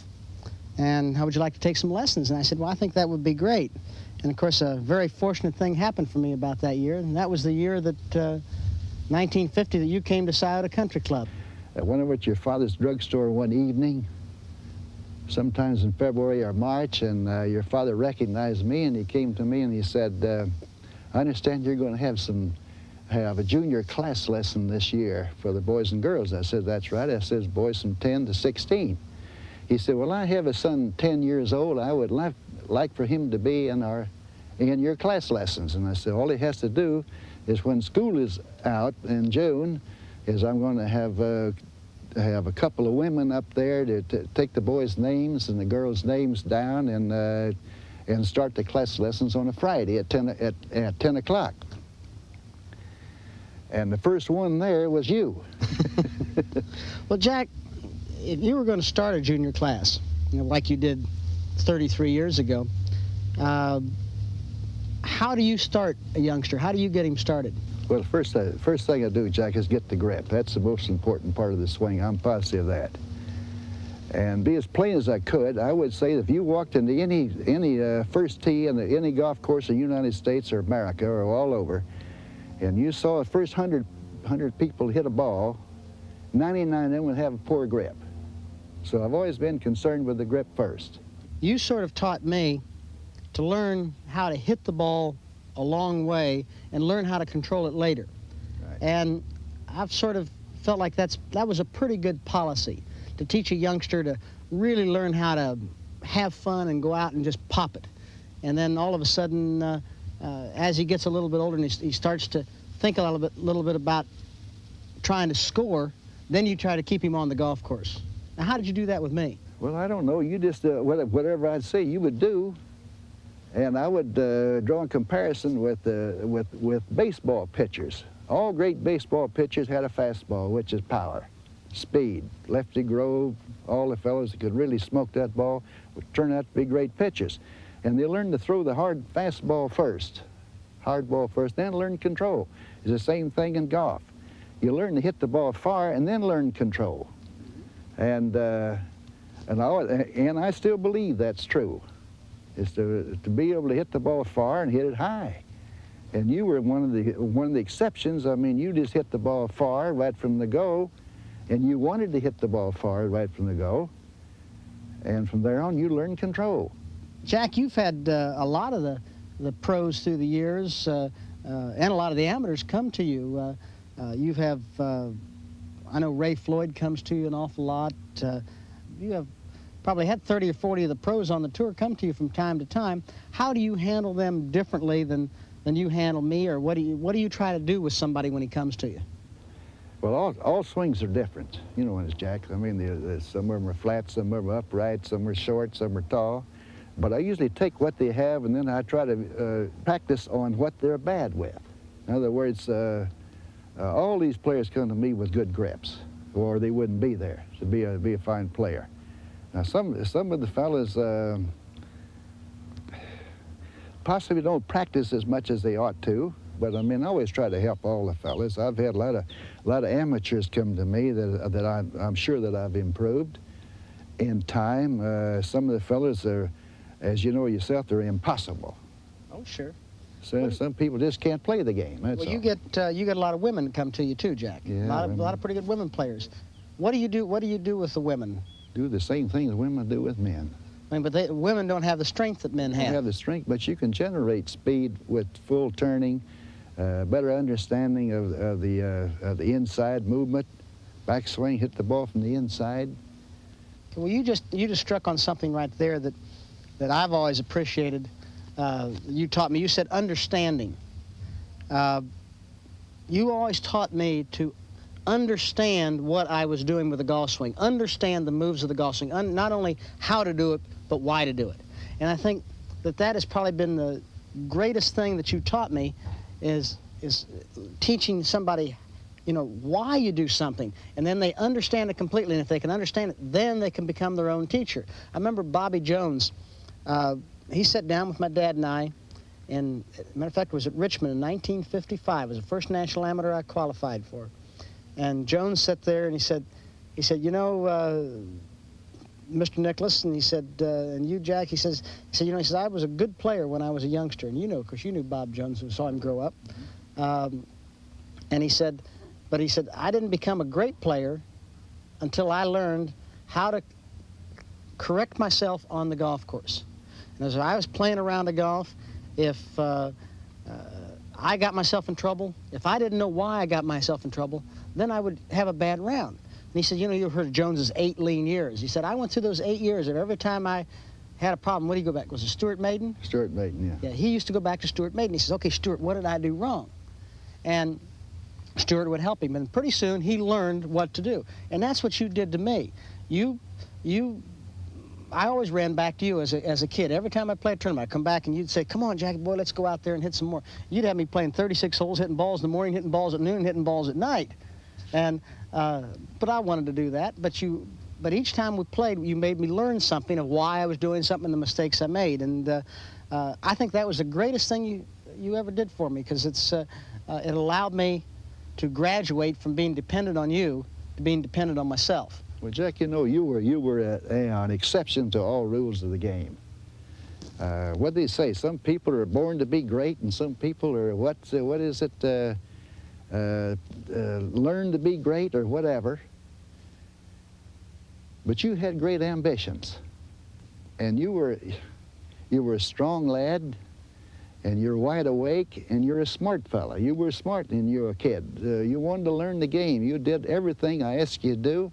I've seen you practice in windstorms that a brave man wouldn't venture out there in. I've seen you. I would say to you, I said, Jack, if you ever play in Scotland, you're going to have to learn to play in the heavy winds, the hard winds. I've seen you practice in rain. I've seen you practice in snow, hail, whatever, and you didn't care. No. You just wanted to play golf. Well, I remember how many times in the wintertime at Scioto, we used to go down the first fairway, and the snow would be on the ground, and we'd take a shovel and a broom, and we'd go cover a flat spot off with, you know, get the snow off of it, and we'd hit balls. Of course, you couldn't pick them up because you couldn't find them. You couldn't lose them. Yeah. And we'd just wait till the next snow, and we hit everybody's practice balls that were in the club, and then we'd try to figure out a way to separate them in the springtime.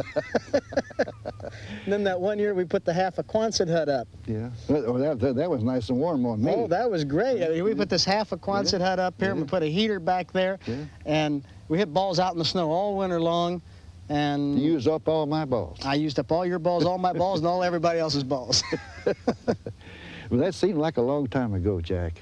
Jack, it was a long time ago. It was great, and I've always admired the way you and your family, and I've admired the way you've played, handled yourself like everyone else, and you're a great champion. Thank you. Jack, you know, something that you and I have done every year is that at the start of the winter season, before I go on tour, you've always gotten me to come down and say, okay, you know, or at least I come down to you and I said, Jack, I'm a beginner. And you've started me out fresh. We start with the grip, the stance, and everything. And, you know, why do you think that's a pretty good practice for most people?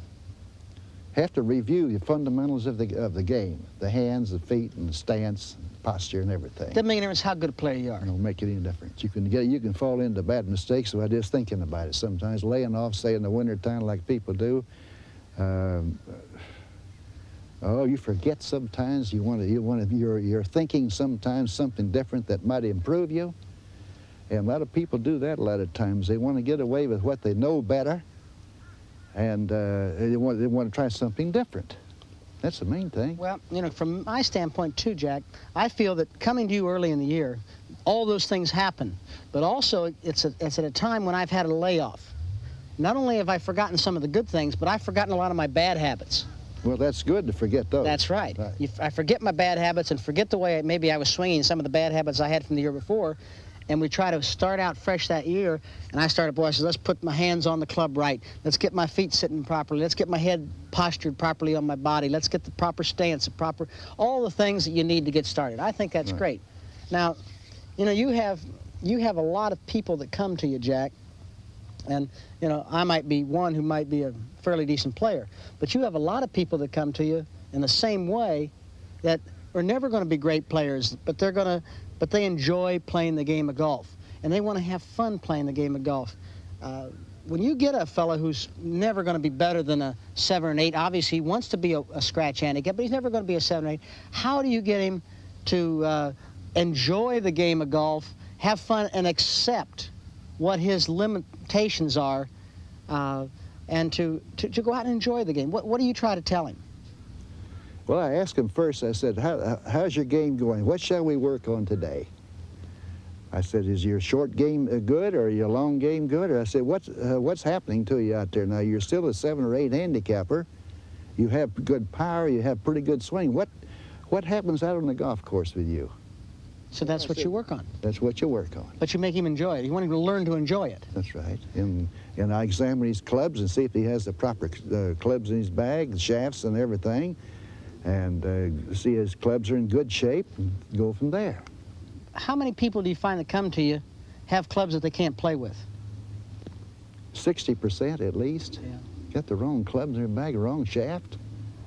You take some fellas that, I've had pros come to me, big hitters, and they got a soft shaft in their bag. And I said, why do you have a soft shaft in your bag for? He said, I get more power. And I said, you don't need more power. You need to hit it straighter. Yeah. Learn to hit it straight, down the fairway. That's where the money is. You don't play out of the bushes. Getting back to this fella that comes to you and you work on the short game, it seems to me then that what you're trying to do is if a fella's, let's say, a 7 or 8 handicap, and he should be a 2 or 3 handicap, or he's a 15 and should be a 10, and it's a short game, you're trying to eliminate the part of the game that he has trouble with so that he will enjoy all the game. And if he enjoys all the game, then he'll be satisfied with a great part of it and have a lot of fun with it. But if he has one part that he fears, in other words, I went for a long time where I really feared playing certain kinds of pitch shots. Like what? Well, the pitch shots over the bunker. You remember when I went to Phil back in 1980, and Phil helped me get the ball over the bunker. I don't have any fear of those shots anymore at all. And I used to hate missing a green because I feared a certain shot. Now I don't fear it, so I don't worry about missing the green. And as a result, you're going to hit more greens, you're going to hit more good shots because you're not afraid of putting the ball in a place that you can't play. Jack, we've talked about coming back at the beginning of the year and working on the fundamentals. I think I've been a fundamental player all my life. I've never worked on gimmicks too much and everything else. Do you try to do this with everybody? Do you think that sometimes there are little things or gimmicks that people can have, or do you try to go back and take a fella and say, okay, you've got a bad grip, but I'm going to work with that bad grip and try to fit that to your game, or you're going to try to change the fella's grip? Or you're going to try to change the fellow's stance if he's got a bad stance? What do you try to do? If a person has a bad grip, I can't accept that, and I don't know how to work around a bad grip. Okay. If a man has a bad grip, I show him how to hold the club the proper way, and I insist that he does that. And I'll remind him every shot that he must adhere to the proper grip. Let me ask you this question, which reminds me of grip. You know, a lot of youngsters start out and they have a very strong left hand. They think that's stronger, when in actual truth it's weaker. Right.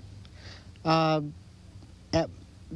they feel like, and women hold it strong with the left hand, or what they call strong by turning the left hand to the right.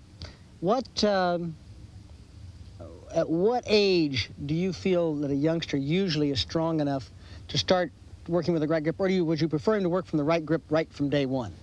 No, when a boy or girl is about 8 or 10 years old, their hands aren't very strong. And I would insist for a while to have the left hand over so they can see 2 or 3 knuckles for a while, and turn the right hand under, and so they can hit inside and get some power on the shot.